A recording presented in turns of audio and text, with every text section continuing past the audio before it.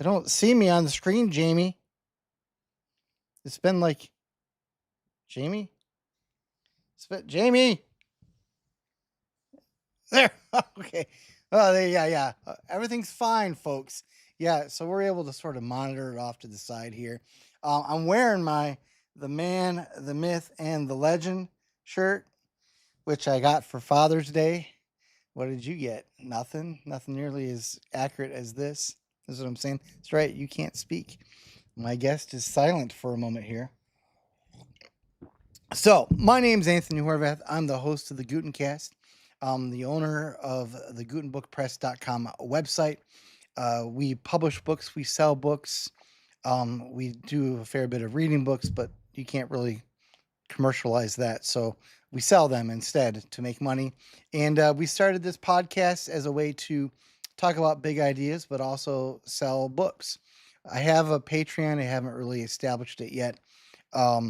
So there's not even a link in the description yet. But if you want to help this podcast succeed, like and subscribe. You got to hit the notification bell. I hate saying that. I feel so mercenary. But if you want to help it financially, I mean, in a minute, we're going to be like talking to a missionary, trying to raise funds for his mission trip. So I hope you're in a generous mood because he's going to want you to support them. I'm going to want you to buy not one book, but 1,000 books. That's not too much to ask. I don't think. I'm not asking for something so silly as Patreon. Just buy a lot of books. You like books. That's why you're here. So anyway, I have today here Jake Lambrecht. He and his family were missionaries a few years back. They were in China, and we will probably talk a little bit about that.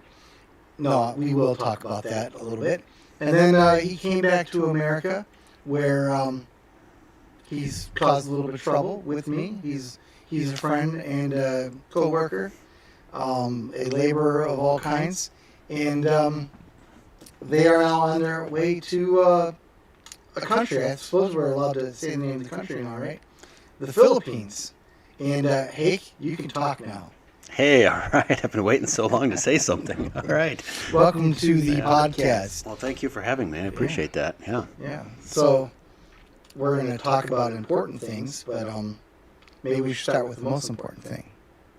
Which do you think is the most important moment in baseball? Would it be Kirk Gibson's home run in the '84 World Series, or his home run in the '88 World Series? You know, and when you were saying we're going to talk about the important things, I was going to throw out there, maybe you should ask me a baseball question because you always make fun of me for listening to baseball games. And I'm probably ashamed to admit this, but I don't really know about those home runs. Are you kidding? Yeah, I know.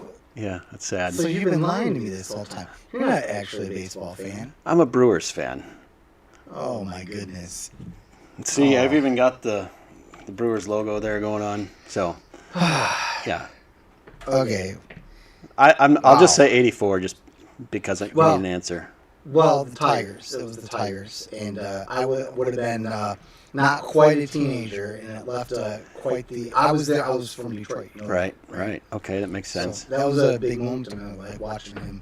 So this is why you don't listen to or follow baseball anymore. That crushed you so long ago that you're just like, I'm done with baseball. He's on my team.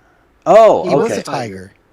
Okay, see, this shows you're not a baseball I know. Fan I was just all. gonna say this you're shows an why. imposter. So then, how come you're not a baseball fan anymore? Then, well, I think I said before I like playing it more than watching. Okay, I agree. Same here. Yeah. Okay. You know, but you and I have had conversations about, why you like listen to it. So that's the worst thing. Like, there's playing it, there's watching it. And then you listen to it. And that makes no sense to me at all. Like, well, I don't get it. Defend yourself. I was just going to say, should I defend myself or just let it go and be like, yeah, so I do something pathetic. You know, it wouldn't be the first thing in my life that people would look at and say, well, that's pathetic. You know? I collect pencils too. So, you know, might as well get all these pathetic things out. I like this. I like think he really does. I like using your imagination. Okay. So when you hear it on the radio and you can imagine what's happening, I think that's kind of fun.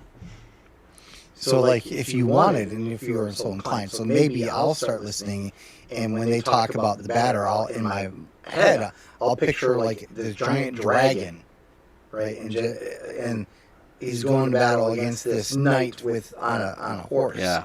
And maybe I'll start listening to baseball games. If that's what you need to listen to baseball games, then I encourage you to use your imagination to the fullest. Okay.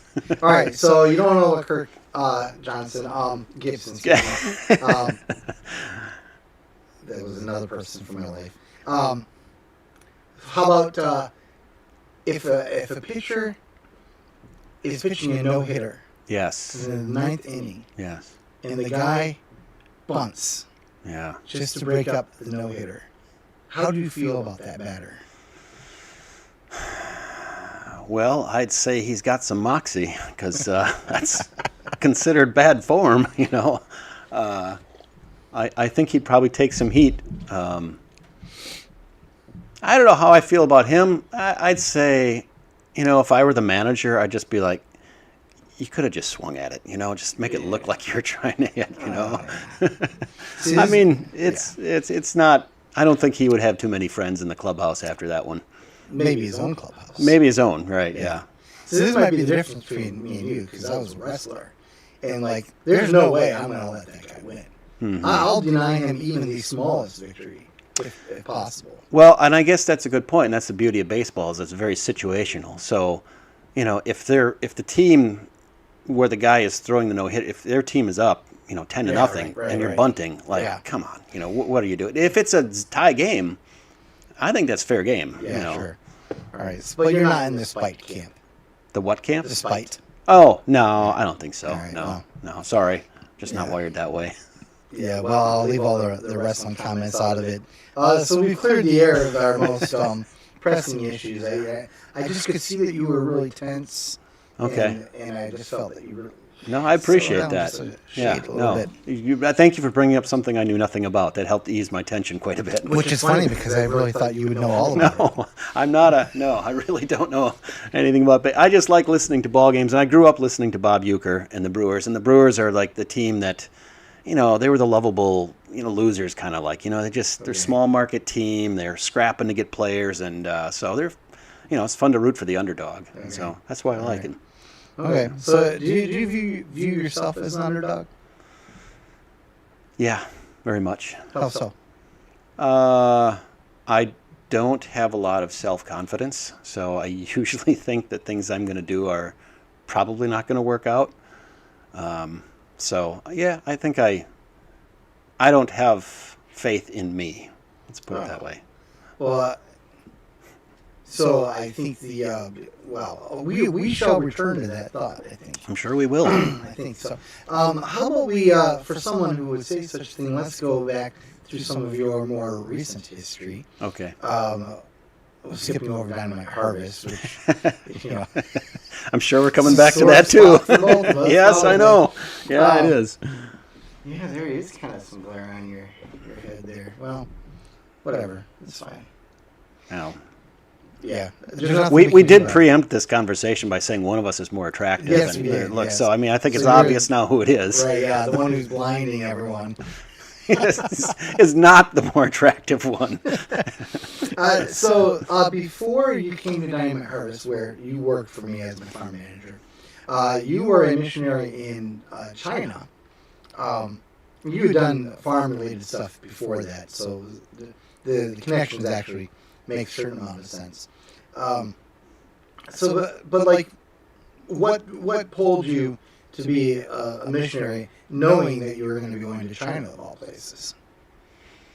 You mean why, once I discovered it was China, did I still pursue and go through with that? Well, sure. Yeah. You should probably give the year and the time frame, because that might shed even further light on things. So it was, I can't remember when we were first contacted. It might have been 2018. I had a friend who lived in Japan, and just out of the blue, he sent us an email saying, have you ever considered doing missionary work in Japan? Of course, my wife and I looked at each other, and we had 4 kids at the time, and we kind of just laughed it off, like, that's silly. How would we ever move our entire family overseas? Right. And but it's not something where you just make an overnight decision. It just sort of marinates in your head and you start thinking about it. And of course, you have all these questions that come up right away as to, the objections you have as to, how would we provide for ourselves? How would we get over there? How would we handle schooling? How would, all these sorts of things. And so over time, you look into each of those questions and then it becomes, maybe this is a possibility. Japan did not work out for various reasons, but through that conversation with my friend who lived in Japan, he gave me a contact. I came in contact with somebody who was in the organization Friends of China, and they contacted us and said, well, we know that Japan didn't work out, but would you consider China? And so I think over time we ask the same questions about that country, and I don't know, just... All right, so I'm going to ask you another question I want you to respond to, and then I'm going to go mess with the lighting, because that's pretty bad. People's eyes might be hurting at this point. Yeah, that's good. Yeah, so keep the camera on Hey Jalapeno, Jamie. So don't hear that often. Yeah, what is going to? Oh yeah, I suppose you could try messing with it too. Why not? You can even just try turning it off, but I think it's the probably there.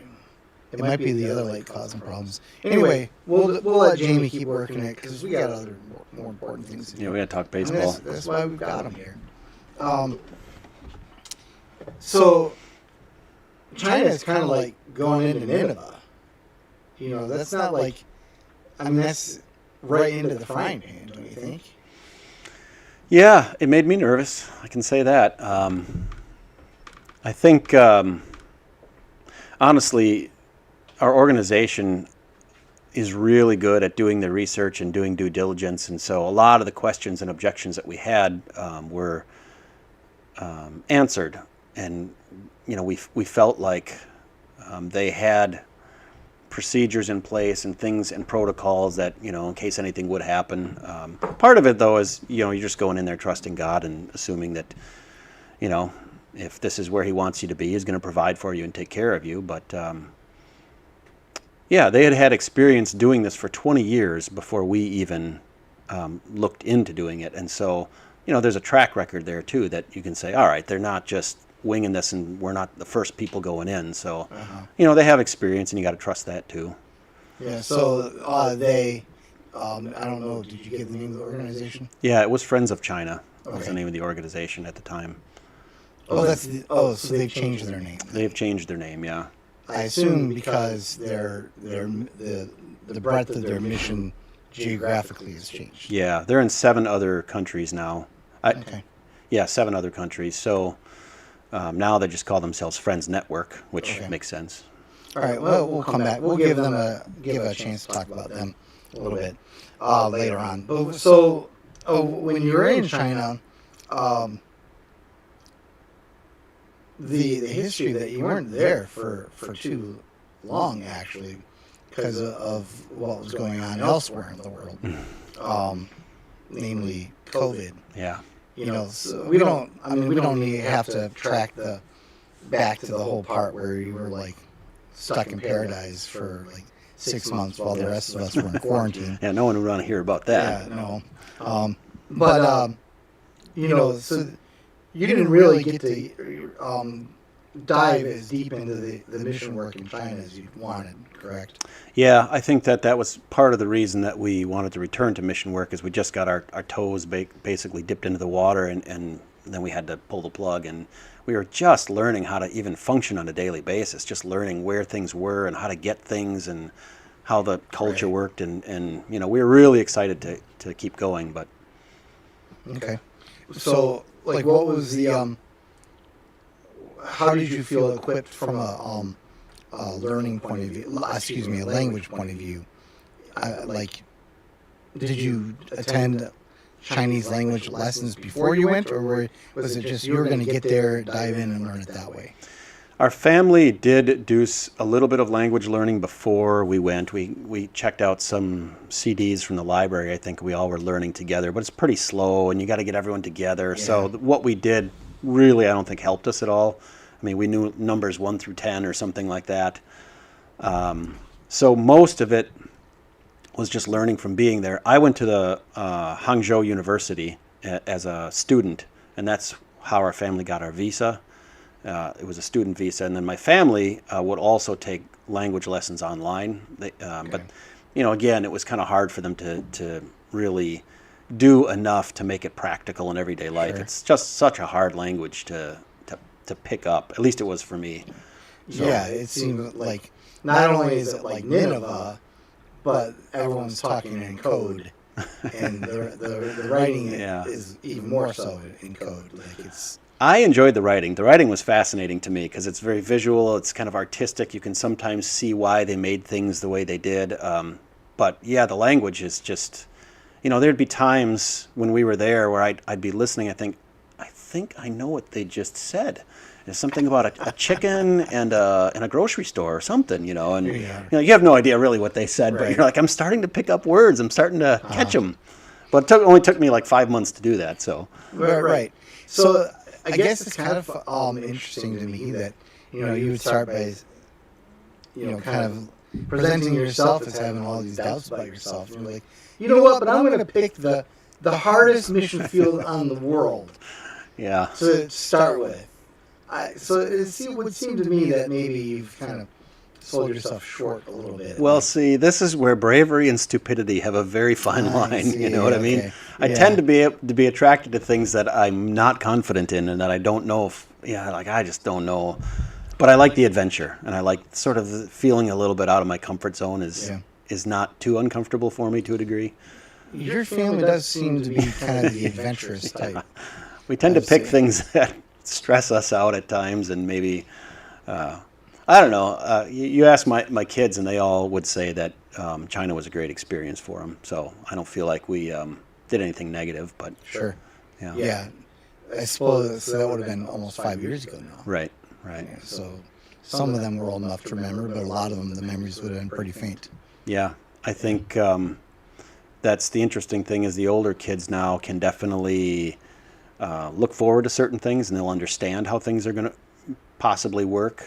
Just being in a foreign country, and the younger ones were just, it's like, sorry, you're going along for the ride, literally and figuratively. You don't have much choice here. Mm-hmm. So so COVID, the way things worked out, you were actually not in China when COVID started. Your mission work was there, but you were on a trip outside of the borders. And then COVID happened, and then it was like, okay, we're not even going to be able to get in if we wanted to. Is that? Yeah, right? That's sort of the truth. That's pretty close. I think we were in Thailand for a missionary retreat, and Friends Network that we're working through every year, they give this missionary retreat for all of the missionaries that they train and send. It's a way to rejuvenate them, give them ministry ideas, connect with other people. And so we were there, and that's when we heard about COVID breaking out, I guess you would say. Mm-hmm. And our organization was very supportive, and they said, if you want to go back, we support you. But if you want to wait here, we support you. And if you feel like you want to go back to America, we'll support whatever you want to do. So we were just trying to weigh our options. And I think the hardest thing is we were in communication with some people from China, and especially in our living community, and we were asking them, what's it like? What are the restrictions going to be? And it was very hard to get a definitive answer. And so we didn't feel comfortable moving back to China if we just didn't know what was going to happen. And specifically, we had heard from a lot of people that they weren't allowing you to leave your apartment or anybody to come into it. You could only leave a certain number of days a week. Right. And so how is ministry going to happen if you can't even see people? So from that perspective, we thought, well, it doesn't really make sense. So that's why we decided to wait it out in Thailand for those however many months we were there, and we all know the rest of the story. Right. So. Yeah, so you did eventually get back to America, and one thing led to another, and you came into my sphere of my life, I guess. Your domain? Yeah, I'm trying to think your of kingdom? The phrases there. I like that. That's got a good ring to it. That's right, yeah. The shirt kind of brought it out, didn't it? Maybe subconsciously. I don't know. But you had, even right from the very start, you had indicated that it was very possible that you'd want to go back onto the mission field, within 5 years. So like you were always pretty transparent about that. I'm not saying I don't think that I was surprised that you went per se.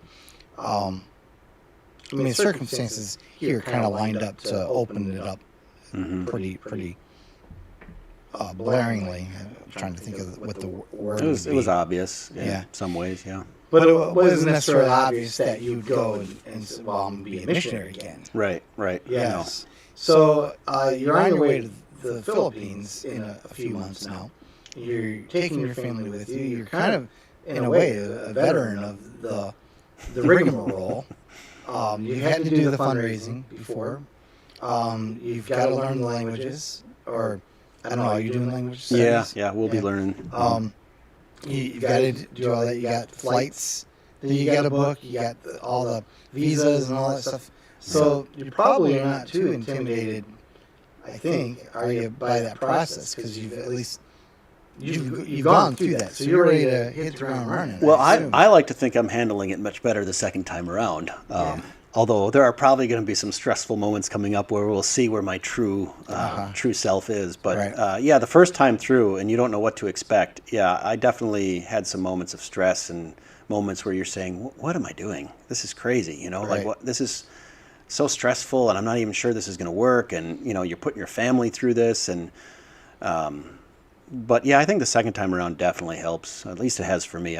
If my wife were here, it'd be interesting to see what she'd say about that. But we're still not to the real hard part yet, so we'll see. We should have made it so that she could be on also, because then we would have found out the truth on everything, right? Yeah.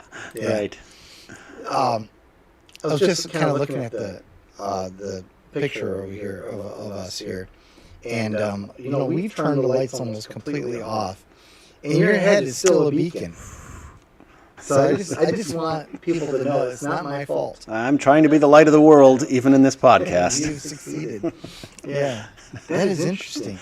I did shave it last night because it was looking pretty scraggly, and I was like, I should look decent for a podcast. For if there's like 3 or 4 people watching, I want to be sure they all, It doesn't look too bad over here. Oh, okay. Okay. Jamie says it looks pretty good from where he's sitting. Yeah, but that's what people are seeing, right? Well, there's a lot worse parts about me. Anyway, we are looking at the map here, the world map. Yeah. Yeah, that's quite the distance. The green star, I assume, was intentionally meant to indicate where the Philippines are. I think so. Yeah, it is. And we were on the southeast coast of China. It's almost where you see that the star, the pointing towards the coast of China. It's almost we were somewhere along there, and then so we'll just be going straight southeast to the Philippines now. Have you? So you have not been to the Philippines? No, Correct. wasn't to China either. Yeah, no. So, well, yeah. I wasn't out of the U.S. except for Canada for one day. That's the only international travel I've No ever one had. thinks That doesn't count. Yeah, I know. That doesn't count. It's funny. So there's our picture of that area. Oh, cool, They yeah. give us a better. So I can't. It doesn't make any sense to point. Right. Because no one's gonna be able to see that. But maybe like you were where the circle is. Well, I'll point anyway. Is that there? Kind of where you Yeah, were. we were. If you look at, well, I guess I can't really tell from this picture, but yeah, we were on the southeast coast there. So Somewhere in there. yeah, now we'll be going down to the southern island of Mindanao Okay. and down on there's sort of a bay there on the southeast side, and there's a city called Davao City. It's not actually on here, but we'll be right on the very southern part of Mindanao. So Sure. really Okay. close to the equator. So what is the let me give you a chance here to just why mission work? Like what's the mission for you for mission work? I think for me, I've just always enjoyed, well, I'll try and keep this short, but I've just enjoyed having spiritual conversations with people and seeing where they're at in life. I enjoy doing work that makes a difference in people's lives, and mission work definitely does that, gives people hope beyond this earth, and beyond the grave. And I just, throughout even my farming years when we had our own farm, I just loved the days when I would be working out in the fields and I get into conversations with people about their spiritual life and their faith and the Bible, and those were just so meaningful. I'd always come in so invigorated and excited, and I love having those conversations. And to me, there's nothing more important that you can talk about. So that's what drives me. If you were sitting across from somebody, hypothetically, and we're like giving the pitch for like why you should be a missionary, like you personally, like you're giving the pitch. I want to be a missionary. I want you to support what I'm doing. It's important. You just told me why it's important. But they're going to say, why you can do that anywhere. Right. And the Philippines, it's not like China where it's not Nineveh, but Philippines are fairly relatively churched, sort of as a country at least. Yeah.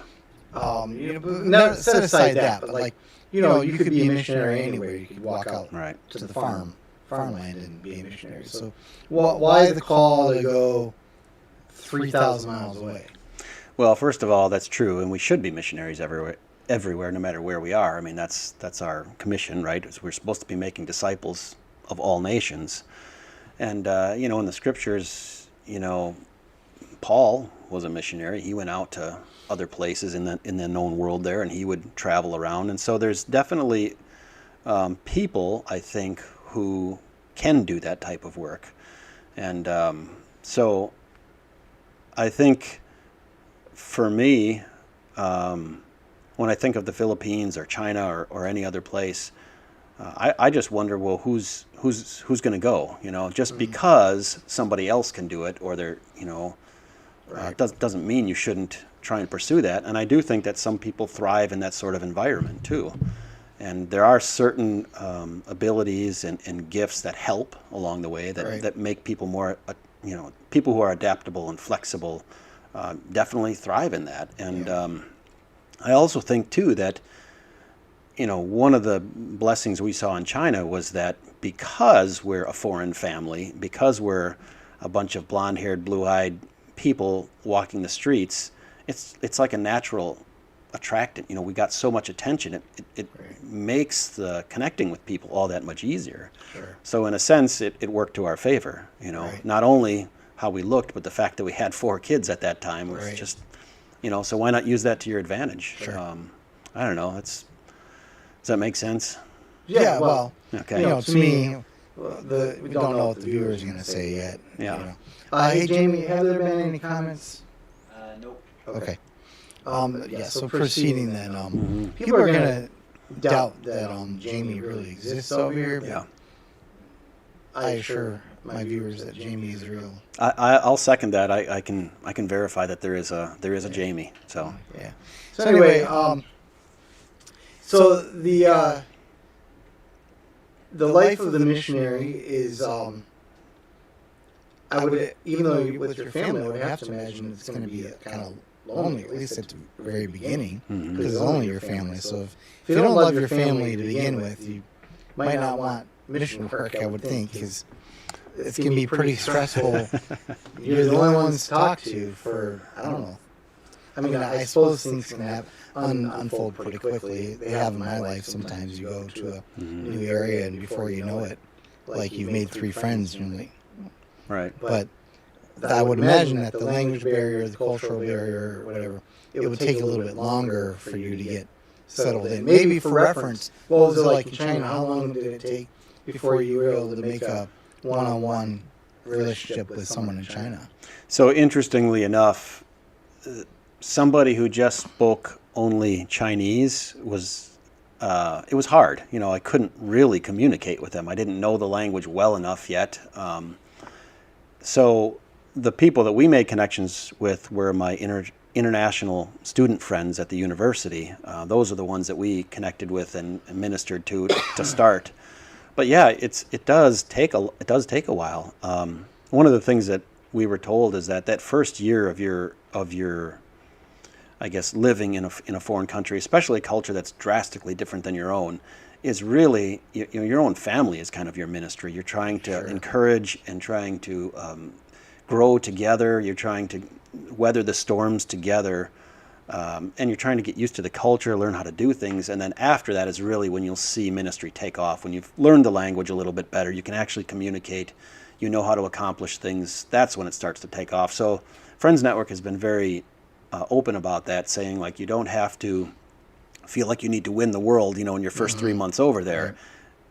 It's not going to be a healthy situation if you're stressed out and you're putting all this extra pressure. Just get there, get accultured first. Just learn how to function first, and then make those friendships. So is there like a general feeling about how much time you should expect to invest in being overseas before you start feeling settled in, like in your rhythm? Is it like 5 years, 3 years, 10 years? Yeah, if I don't know on that. It'd be interesting to ask other missionaries that question, because we weren't there long enough to say for us what it was. Right. We were only there for less than a year. I would say that after 6 months, I started to feel a little bit more comfortable, and I was pretty excited that we were finally starting to just get into a rhythm of a daily life. But yeah, probably every missionary is different. It depends, if you're there with a family or if you're by yourself. How much time you can devote to language acquisition really makes a big difference. And some people learn languages very quickly. They just have that gift. I was middle of my class at best, maybe.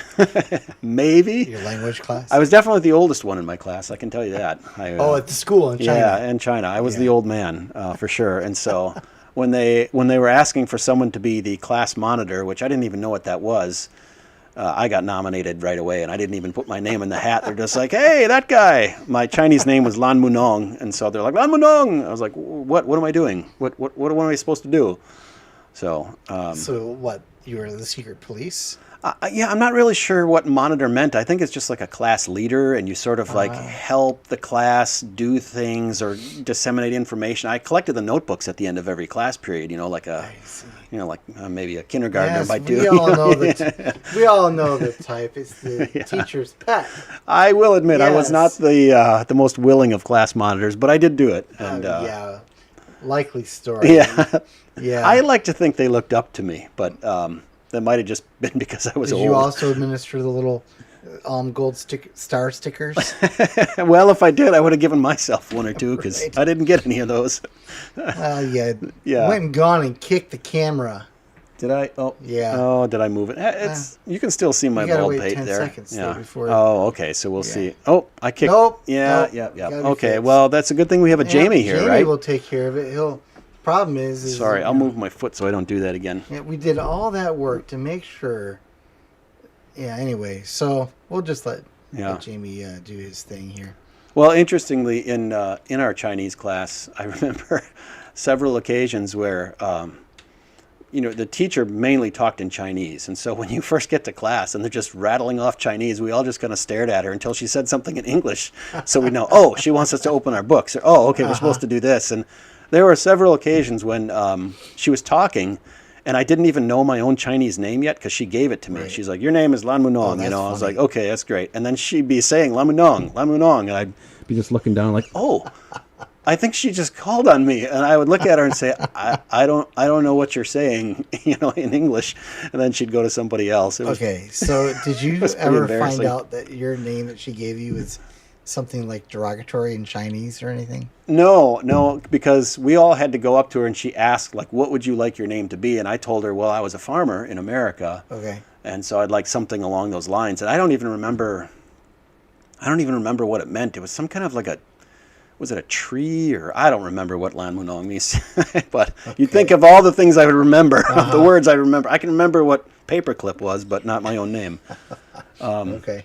Yeah, so she gave it to me, and it was supposed to represent some kind of farming or agriculture. So, yeah. All right. So we've talked about your family a little bit. Jamie, how about you bring up a picture of their family? Oh, okay. Well, this ought to be good. It's really expanded. So we've got 4. What is it now? We're at 4 children. Now we're at 5 children. Okay. Yeah. Right. So 7 total. Okay. Not a math guy, but I can definitely verify we have 7. That doesn't look like our family. No. He's working on it. Okay. Wow, you look great. See, now that's a good picture of me because you can't see me. Well, you can still see my head, though. Yeah. That's pretty bad. I'm still shiny. I look like Rudolph with a bad... This is why we've always had to walk around wearing sunglasses and putting sunscreen. Yeah. Why are you wearing sunscreen? Is the sun out? No, Jake's out working. I don't know which is worse, though, because if you look just to the right of me, that's my wife there, and she looks like she's got like Darth Vader eyes or something going on there. Yeah. That's... So in case that's the evil eye. In case people are wondering, we've deliberately obscured this a little bit so that there's a little bit of privacy. But I mean, you can kind of get the idea. Sort of, they like each other. The youngest is trying to make an escape. You can see that there, the bottom left corner. Oh, yeah, it would be. That's all right. Yeah, but that's what toddlers tend to do. So the family. You've had a chance to, you've already kind of talked about that. Some are just along for the ride, and they, didn't, they don't really have a choice. Mm-hmm. But like, if you had to put a percentage on, because this is a big deal in my mind. Like, if I were to tell my family, of course now we're down to 3 at the house, 3.5, we'll say. Which one is that half? Yeah. We're not going to name any names. Nope. Hey, we're going to go to Cambodia. How long are you going to be there? Yeah, we're kind of going to be there kind of forever, probably, unless there's a global pandemic or something. Right. That might not be the best way of bringing it up, but it would be a hard conversation. But there's only 3 of us. There's 7 of you. Mm-hmm. Right, so you have to like meld the feelings of all those people. Yeah. If you had to put it on a scale between 0 and 100, and 100 is everyone, all 7 of you are all in, and 0 is like the opposite. As a family, where would you say you are? And the hot 70 and above? I mean, I hope.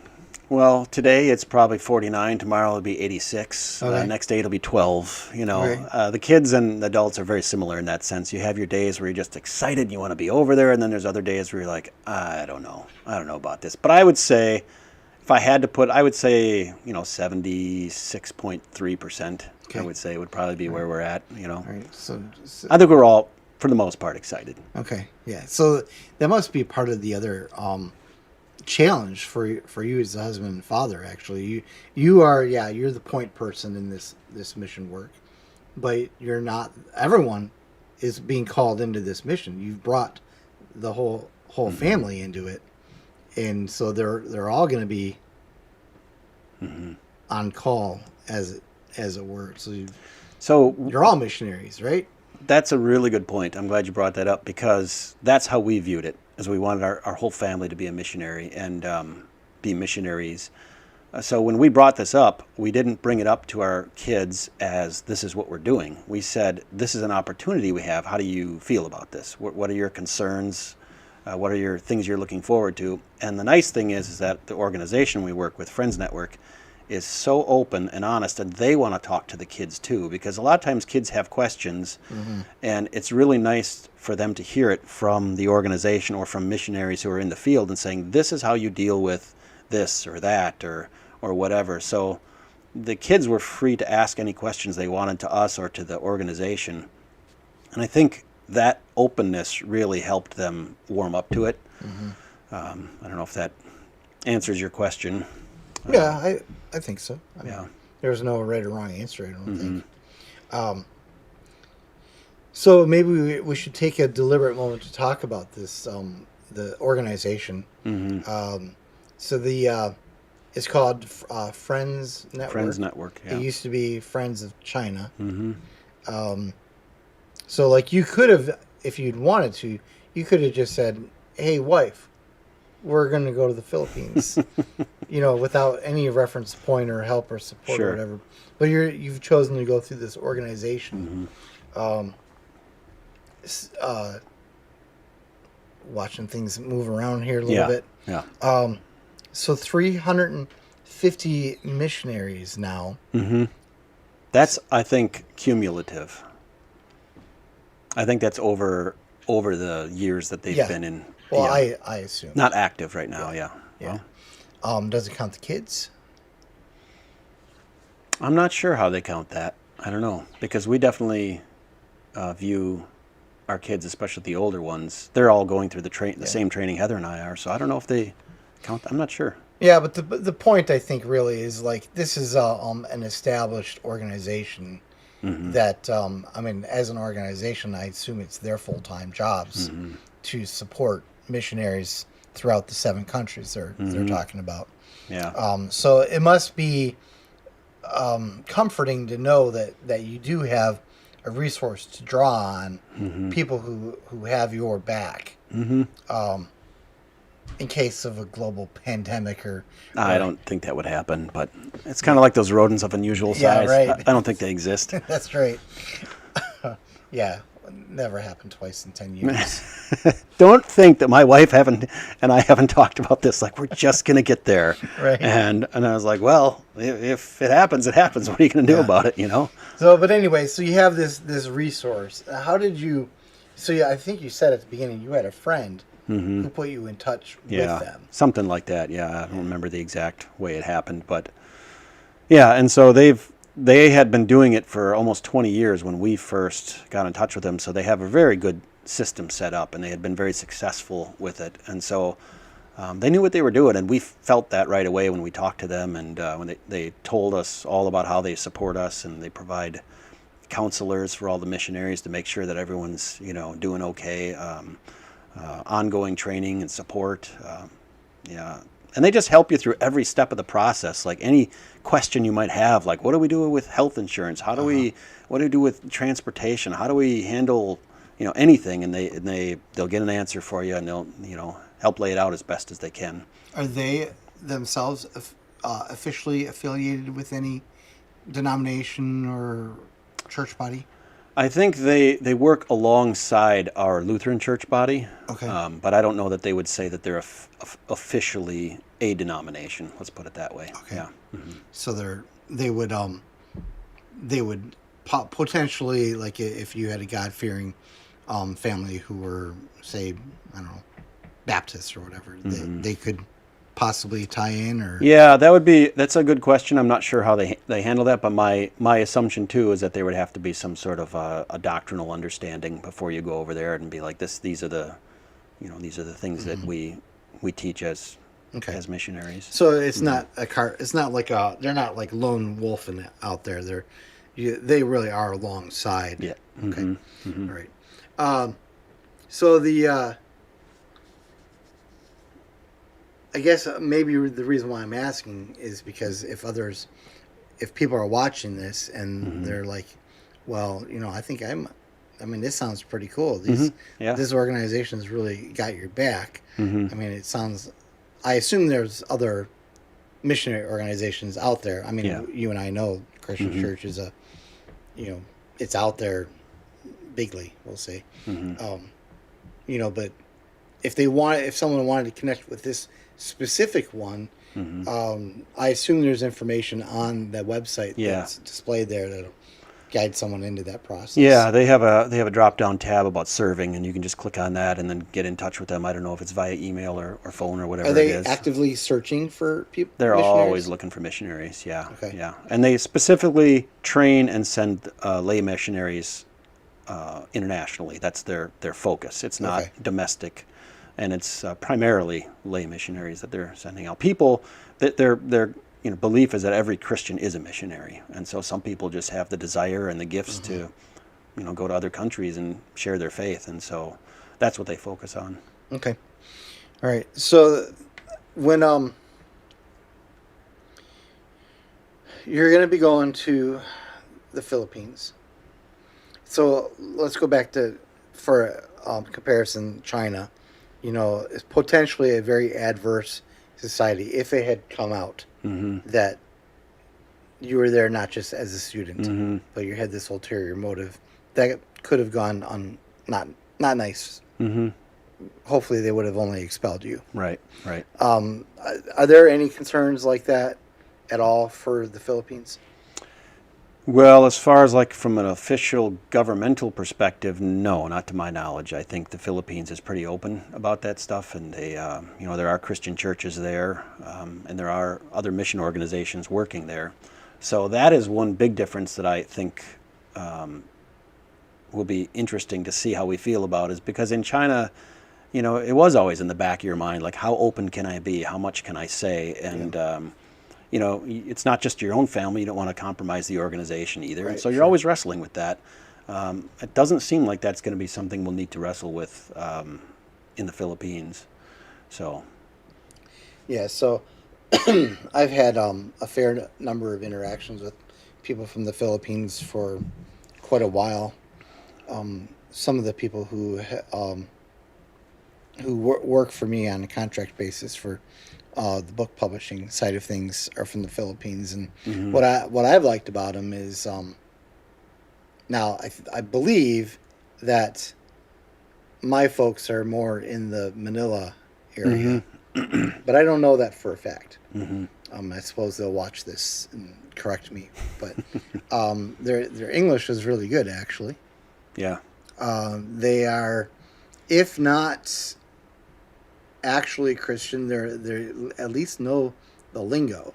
And I've probably worked with about a half dozen at this point over the years, and it made for my purposes, pretty efficient and effective collaboration. Are you going to like go out of your way to like, okay, show me the neighborhoods where there are no Christians at all? like how are you going to like zero in on it's? I don't know the country well enough to give an assessment of like what the ratios are of Christian to non-Christian to Muslim or whatever. I mean, I can't have that, but like, you're going over there to find people who are not saved, right? And in a country that is at least modest, they're friendlier to foreign organizations, and they do have a history of Christian culture in the background, at least. What's your plan of attack, if you feel comfortable? I think sharing that. it's going to be a lot like here in America, where you don't need to go far at all to find a whole bunch of non-Christians. Sure. And I think that's going to be the same there. When I think of some of the places we've lived in the country, my immediate neighbors were non-Christians. So I think no matter where we land in the city, I think we're going to have a mission field ready and waiting for us. I think it's more of a question of how do we best connect with people, and what sort of organizations do we get involved with, and what's our in. So for example, there's a couple missionaries in the city that we're going to be in right now, and they somehow got connected to a college or a university near where they are, and that was their in, and now they have Bible studies with these college kids. So I think it's something like that too. Maybe we find a community of something that our family really resonates with, and that's where we develop those friendships quickly. So there's not really a plan going in. You're going to get there. You're going to find your place to live. Make sure you know where the grocery store is. Learn your way through the transportation systems, and then you're going to be like, okay, all right, how can we plug in somewhere? Yeah, I mean, it's friendship evangelism, and that is the same as we do here in America, right? Like if you belong to a church, you meet a neighbor, you have a friend or somebody, and eventually you invite them and say, hey, come to our church. So we don't have an established church there, but there's nothing saying that we can't just invite them to study the Bible with us, or just go out and do things with them, and eventually, hopefully, it'll lead to something bigger. Okay. But you got to start out small. So yeah, sure. So there are about quarter if we say a schedule, about 40 minutes more to go. 40. If we do the standard podcast. How long is the total podcast? Usually 90 minutes. Oh, I didn't know that. Okay. Yeah, you never asked. We might have to go back to baseball at some point. I know.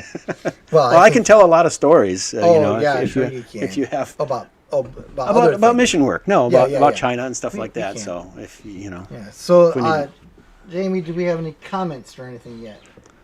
So I was going to make this big deal about whether or not there was actually a Jamie, but the whole camera thing probably gave it away. So, Yeah. but still, I have this plan. So, Jamie, could you bring me a beer? Wow. Thank you. So, he is real, and he brings gifts. Jamie, could I have a steak and fries? What do you think he is, a magician? Well, I would hope so. Steak and flies? Flies. I think he thought I said flies, but that's okay. It was a mistake of flies. Yeah. All right. Well, I think Jokes are getting you know, worse. yeah. Well, wait till the beer, right? Well, it's only one. Wonder why we haven't had any comments. If we didn't get any yet, we should now. I'm not able to. I'm not. There's still only 2 viewers. That's good because I feel like going back and re-saying some of the things I've said. I'm like, man, that was really poorly worded. Oh yeah. Stories. Yeah. You said yes to stories. Feel free. What's the story? Let's see. What's a good story? Oh, okay. So one of my favorite stories to tell. This is a really good one. Well, I have a friend that I made from my class. His name was Philip, and he was from Germany. And so every Friday night we'd have game night at our apartment. And so I just inviting some of my friends over to our apartment for games. And Philip, being German, was always there at exactly start 7 o'clock or whatever the time was. Some of the other kids from the other countries, their time reckoning is a little bit different, so they'd always show up 7:30. But Philip was always there right on time. He was always there for game night, And so we would we would play games, and then one time after the game night was over, Philip just said to me out of the blue, he said, "Did I tell you that I needed to get a new umbrella?" And I said, "No, you didn't. You didn't tell me that you needed to get a new umbrella. What do you mean?" And he said, "Well, I was bicycling to school one day, and there was a guy on a moped, and he went right around me, and there was a puddle of water there, and he went right through the water, and he splashed me. He could have gone around, and he didn't do that." And so then I said, "Well, okay, I still don't understand." He says, "Well, when we got up to the stop sign, I took my umbrella out and I hit him on the head and said, 'You're a very naughty man,' and I broke my umbrella." And I said, What did the Chinese guy do that was on the moped? Well, I think he was quite surprised. And I said, "Yeah, I think he probably would have been." So that was pretty funny to hear Philip. He really struggled with the way Chinese traffic was, and so that drove him nuts. The way they just go all over the place. There's no real direction, and so that his German sensibilities, I think, were very bothered. And he was there from a rival organization, the Freund Network. The Freund Network, that was well played. That was well played. Were you just waiting for that one? Yeah, he needs to be retrained maybe a little bit. I've smitten you. Maybe. Yeah. Philip was a lot of fun. We got he loved coming over. Another kind of a fun story was in China, they really like to show honor to you, and they really like to make you feel, especially as a foreigner, very welcome and just. They go out of their way to make you feel very loved.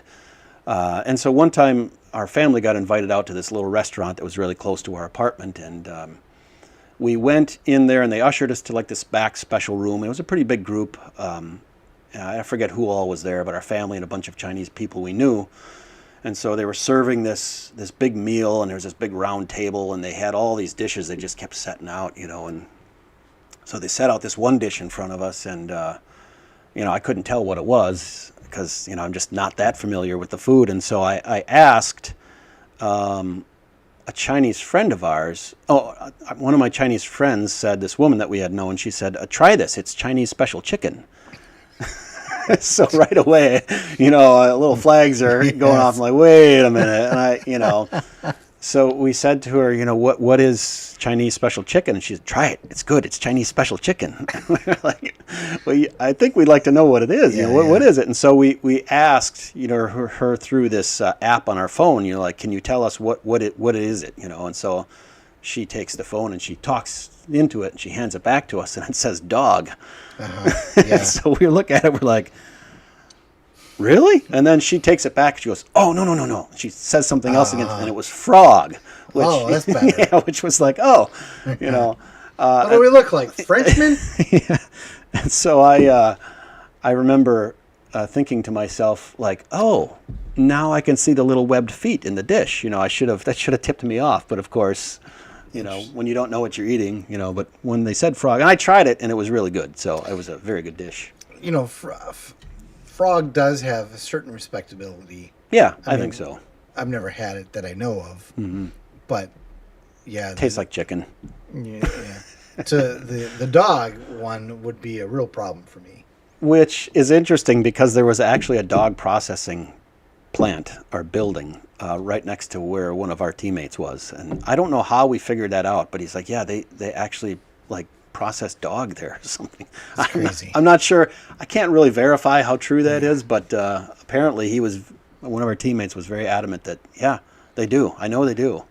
Yeah. I don't know if dogs in the neighborhood were just disappearing or, Right. or what was going on. I don't know. Sometimes I look at my dog and I see how fat he is. And I think, man, you're so lucky to be in America, buddy.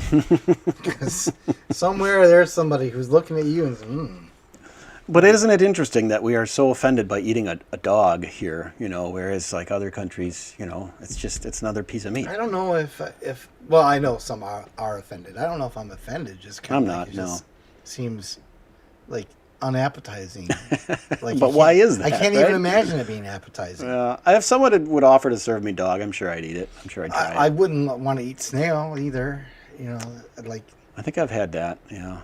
It wasn't I can one of see the more you memorable eating snail. meals.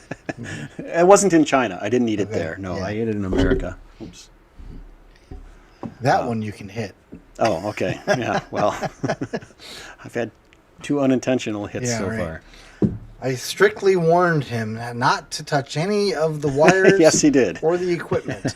And He's just been. I asked you to do one thing, and you can't do it.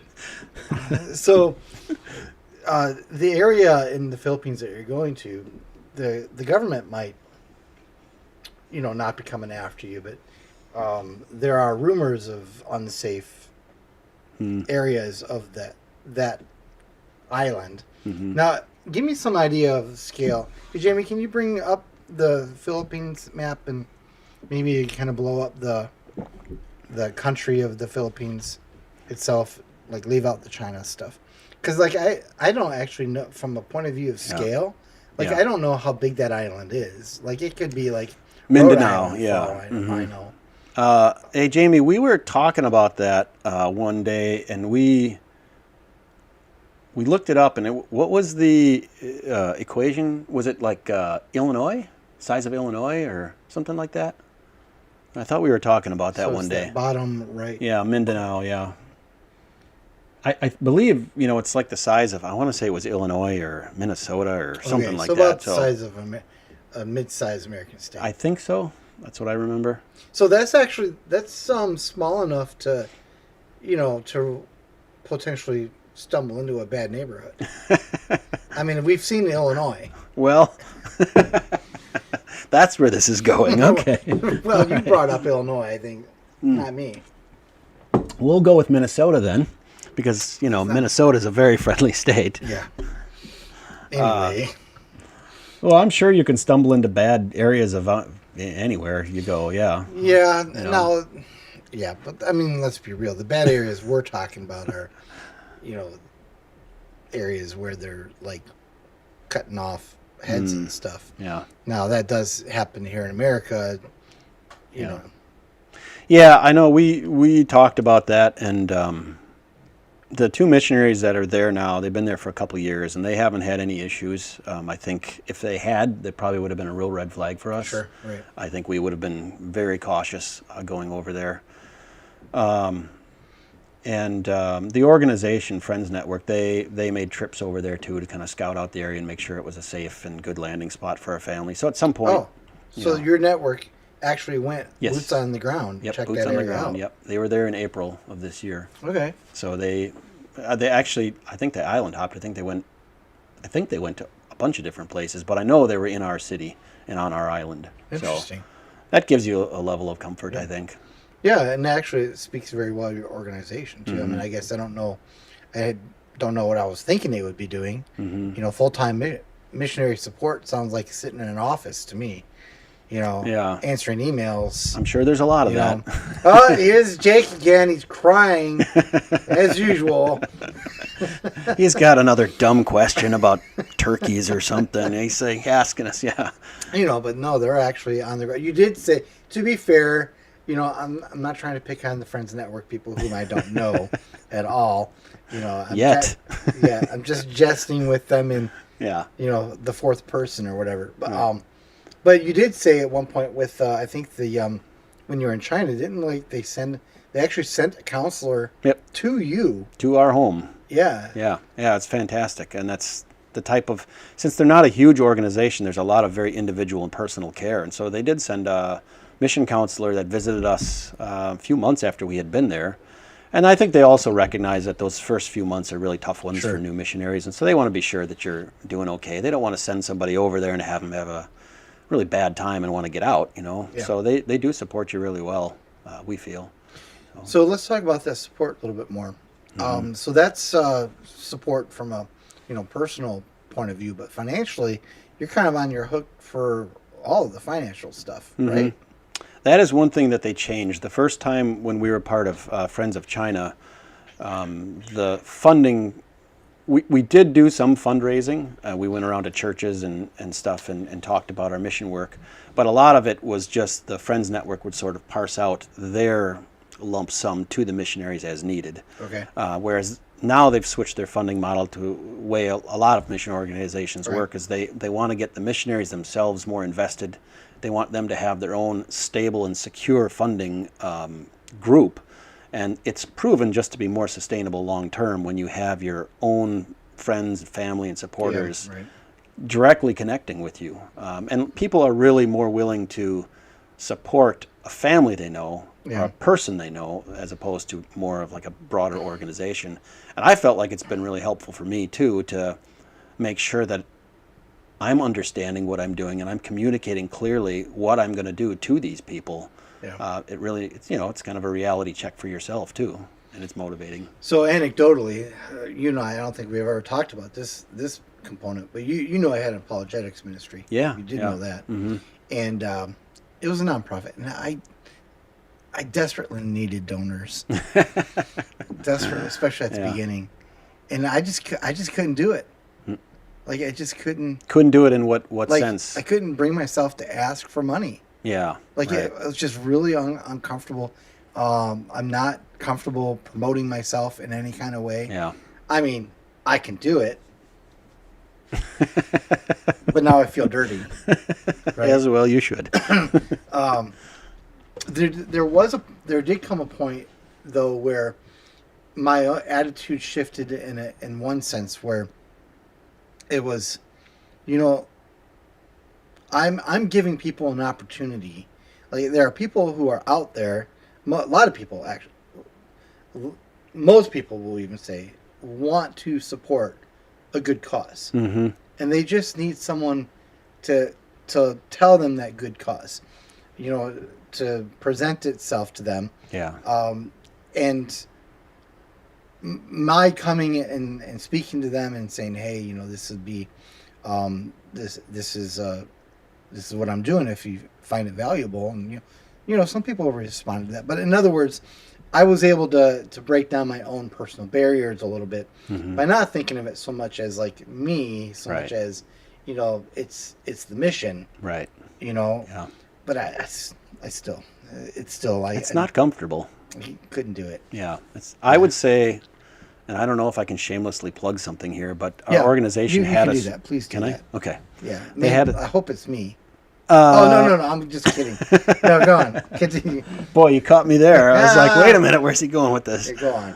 Shamelessly plug something. There's a book that our organization had us read called The God Ask by Steve Shadrach, and Okay. that definitely changed my perspective of fundraising and even the spiritual rationale for asking people to support a mission. And I really needed to read that. And it was kind of a hard read for me just because it went counter to all of these stereotypes I had in my head of what missionaries should be or fundraising should be. And that helped a lot.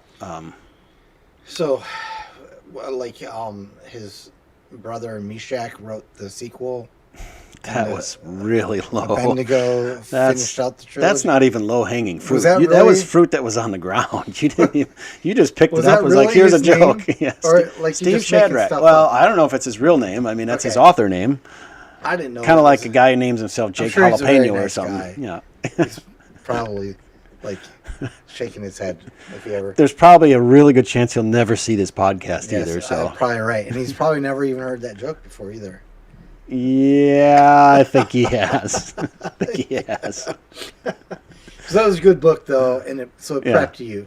Yeah, Or- yeah, that helped a lot. Yeah, it really. I mean, I'm finding my voice with sharing this mission a little bit more, and so it takes a while for you to I guess get smooth at it and communicate your ideas clearly and succinctly. So it's still a work in progress for me, but it certainly helped a lot to have that in my tool belt.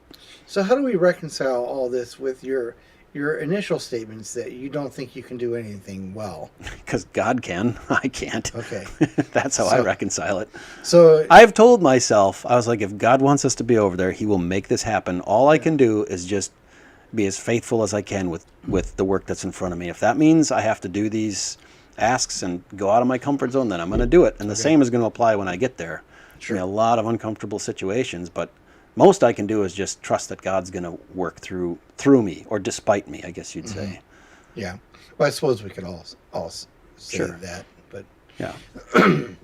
but your willingness to go with that, of course, is I don't want to butter you up in any kind of way. I don't want you getting any pretensions, but it sort of speaks well of you. Well, Partially. I think that might have been a compliment. I don't know if it was. That kind of smelled like a compliment. I don't think so. No? Okay. All It was right. something. We'll just call it something. Yeah, All right. but it does kind All of two people watching are wondering what's I going know. on right Well, now. there ultimately will be 5. Oh, okay, good. Maybe 10. Good. It had a total of 4 views. They came in, they took one look at Hey Jalapeno, and like, I'm out of here. Look at that guy's head. Yeah. Goodness. Oh, I can't stand that for 90 They're minutes. watching TV and they're putting their sunglasses on. We had 3 concurrent viewers for about 3.5 seconds. Yeah, and I just really don't understand this lighting thing because I think it's really dark in here. It does feel dark. Yeah, I agree. It's weird how And yeah, you're like radiant. I'm like the Rudolph of. No, it's actually not bad. There's no glare. Jamie Yeah. says it's not bad. Okay, all right, yeah, well, How do we know it's my head that's causing this? I mean, maybe it's your glasses or your beer can or it's true. maybe could- that's shining off my head. It's black body radiation. Yeah. So anyway, so can you share? Like, are you comfortable sharing how much you need to raise and how far along you are, or is that kind of something you hold closer to the vest? No, I can share that. We need to raise somewhere in the neighborhood of $4,500 to $5,000 a month. And I say it's somewhere in that because there are still things in our budget that are being worked out, Okay. type of health insurance and transportation and things like that. So, but it's Okay. it's going to be in that ballpark. And you're making good progress? I feel like it's going really well. I've had very positive interactions with just about everybody I've met with, and we've got a lot of verbal commitments. So Yeah. if you total those up, the verbal commitments were maybe getting close to halfway, I'd say. Okay. Yeah. All right. So if you're watching this, obviously you're not watching this live. We've established that. Thank you, Jamie, who gave us that news with a unnecessary level of glee, I would say. Yeah. There is a link in the description that goes directly to your page on the Friends Network. Yeah. So I didn't actually inspect the link. Is that right? It's on the Friends Network. Yeah, it's on the page? Friends Network it's you, website, and it's our missionary page. Okay. So, All yeah, right. you can just go there, and there's a little donate button. You can click that, and it's pretty self-explanatory. Yeah. Okay. Yeah. So if you're watching and you want to support the Lambrecht family in this, then that's how you do it. Yeah. So that link will be there. I guess we'll take a minute to do some of the other stuff too. You know, if you're enjoying this conversation, like, subscribe, notification bell. I hate it when podcasters say that. I don't know why they do, but I just feel so dirty to like say it. It's ridiculous. But you know, so as like the purpose of this podcast, in a way, like the reason why I sat down probably like 6 months ago, I started contemplating, it was like, well, on the one hand, I was like, you know, I'm bored. But on the other hand, I was also like, you know, I know a lot of cool people, and I never get to talk to them. You know, over the course of my life, I've met and I've stayed in touch with a lot of. Am I one of those cool people, or well, no? you know, they come and go. Okay, all right, okay. There, all right, we're not going to name any names. There are degrees. Okay, yeah. All right. You know, and a lot of times of those people, we had really good conversations, and I know that they're the kind of people that I'd want to have conversations with, and it was like, you know what, I could still do that, but I would have to be proactive in doing it. So, yeah, I want to sell books. I like to promote my authors that we publish. We have about 30 authors, but I just want to talk about interesting things, and I don't know if, like, we haven't talked anything about politics per se. You know, I just feel like you can go anywhere right now on the internet and talk about politics, like whatever's happening today. And I'm as interested in as anyone in what was happening today, but I don't need to watch 30 podcasts about it. Right. You know, so I really like trying to find something that's some sort of anchor topic that's either completely independent of politics or something in the past. So it was political in the 1960s. You know, and now that was before you and I were born. Right. You know, but things like that left a mark on us today, and we don't even know it. Right. You mean like we have a political leaning just because of that time period? That or the culture, our political landscape was impacted by like the assassination of JFK. Right. You know, long before we were alive, and we've just been coping with it. So do you think there's too much politics stuff on media and stuff right now, or is it more just that you personally don't need it? I mean, you know what I'm saying? Well, it's probably both. Yeah. But I mean, I don't know how you solve it. I can understand why a podcaster or, you know, cable news or whatever is every day going and finding something else. I mean, that's where we've established it. I've got 3 concurrent viewers. They logged in. They're like, oh, this is about missionary stuff. What? Nothing about Iran being bombed? Why would I watch this? No, I'm out of here. We probably had those 3 viewers when we were talking about baseball too, and then we switched topics, and they're like, "Oh, forget it." Yeah, you're down to 2. Right. Anyway, so I think that's a good question. Like, as a society, if I had to diagnose it, I would absolutely say, as a society, we are too much on the bubble, the shallow surface of today's events, and we don't wrestle often enough with the deeper undercurrents, and we should.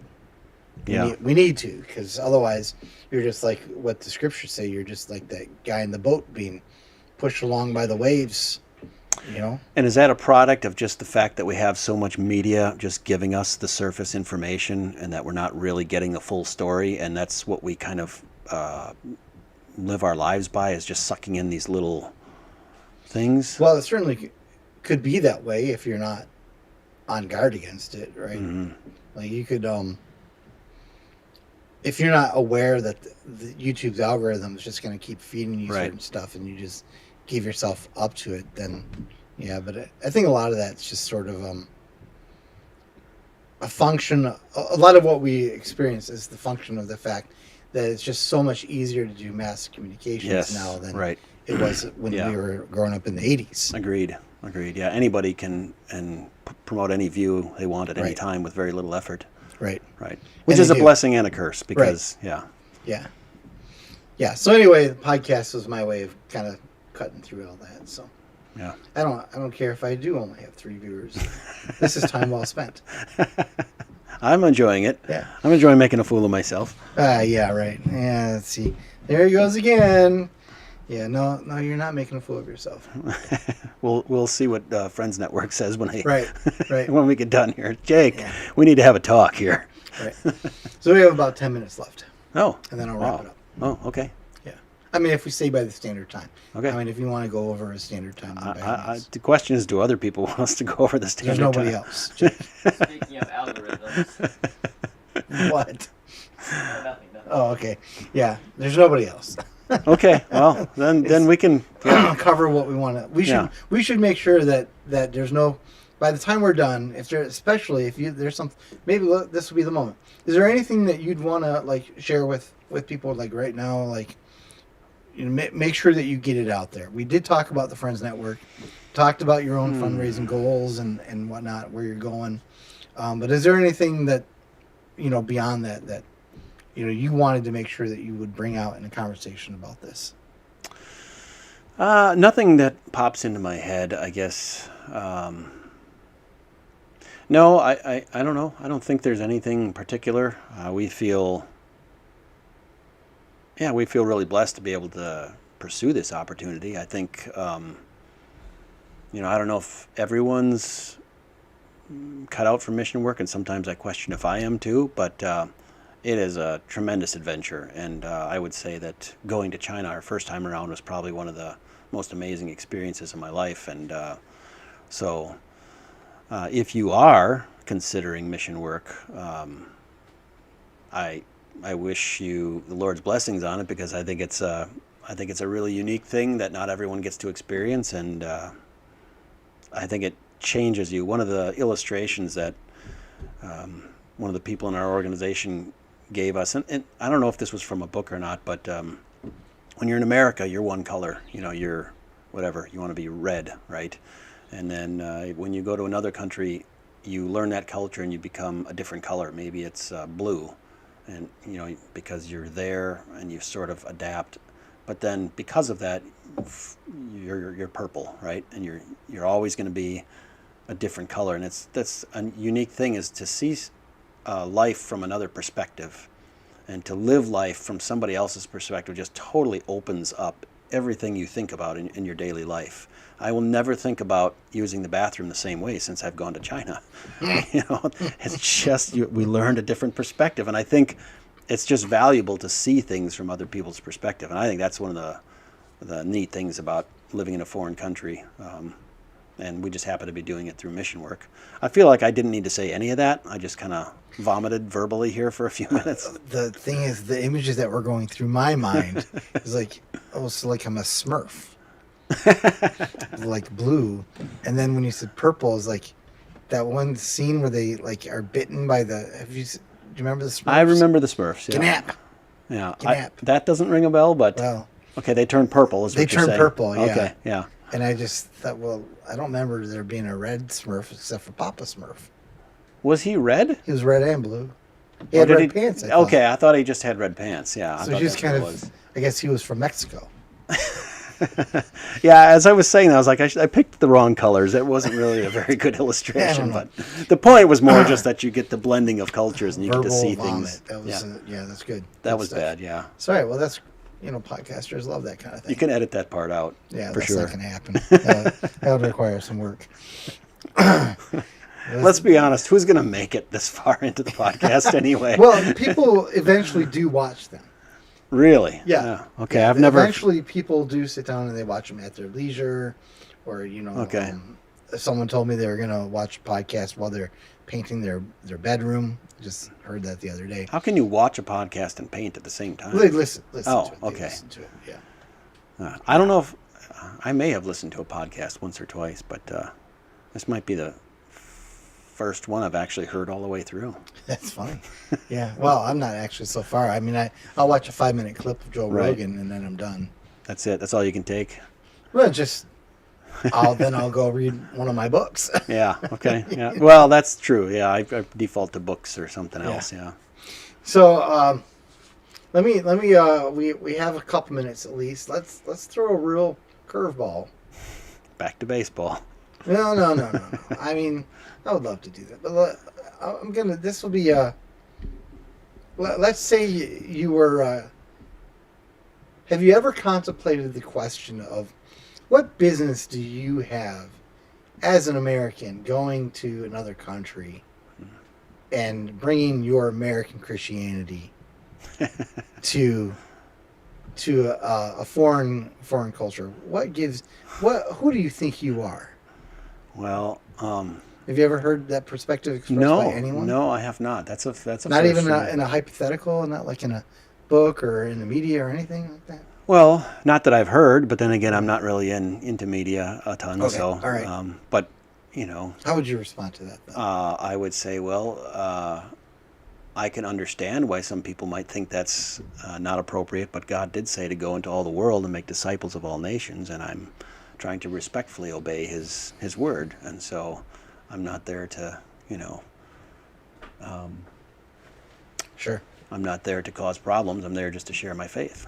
And Yes, I think it would be appropriate, and I put you on the spot on this before, like just like bottom line for the viewer, the gospel that you want to bring to people. mm-hmm. Oh, well, I want people to know a couple things. I want people to know that they're sinners, and I want people to know that they have a Savior, and that Savior is Jesus Christ, and because of that, they have hope beyond this world. That's the bottom line. I want people to not live their life with nothing at the end of it. I want them to know that there's more. Okay. Yeah. You said that much more succinctly this time than the first time I asked you that.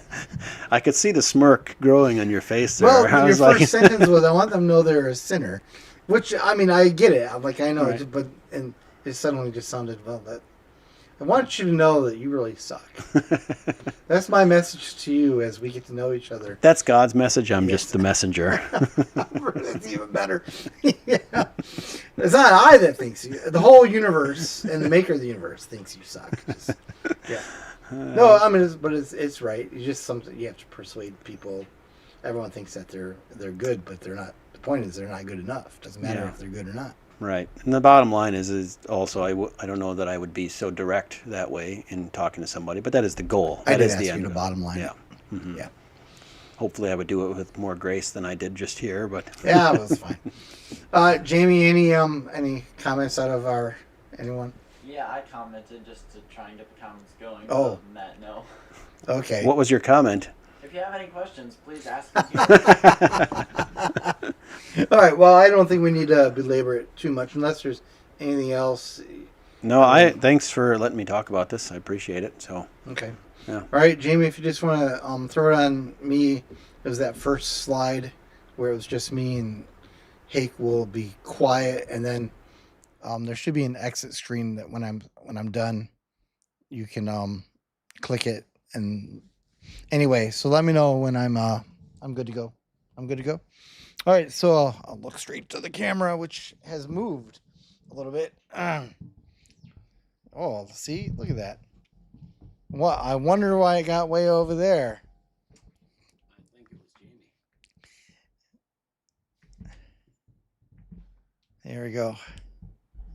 This won't be edited out. We'll let everyone see this. So if you watched this far, thank you for watching. Really appreciate it. This is the Gutencast. I'm Anthony Horvath. I'm the owner of GutenbookPress.com. We publish books of all kinds. I'm the author of a book. Actually, it's in the background over my shoulder. It's the Warden Watch. Is that a pillow? Where did that pillow come from? There was a pillow behind me. I don't remember there being a pillow. Anyway, I am also an author. I don't usually promote my own stuff, but why not? Look at that. There's a pillow blocking my book. So if there was an opportunity that kind of came up spontaneously as the interviewer was being interviewed suddenly about things, the roles were reversed, and I was given an opportunity to talk about my perspective on the podcast. If you are the kind of person that also likes to talk about things that are not today's daily topic of rage, then I hope that you will subscribe to this channel and connect with us. Visit our website, gutenbookpress.com, and find a book. There's got to be a book in there somewhere that you like. And you're going to have to share it. You're going to have to do all the stupid stuff where you're like, oh, you go on Facebook and say, hey, I found this really great podcast. And he's the man, the myth, and the legend. So, anyway, you're going to have to do that. I can't do it. And the fact that you've watched it even this far makes me appreciate you an awful lot.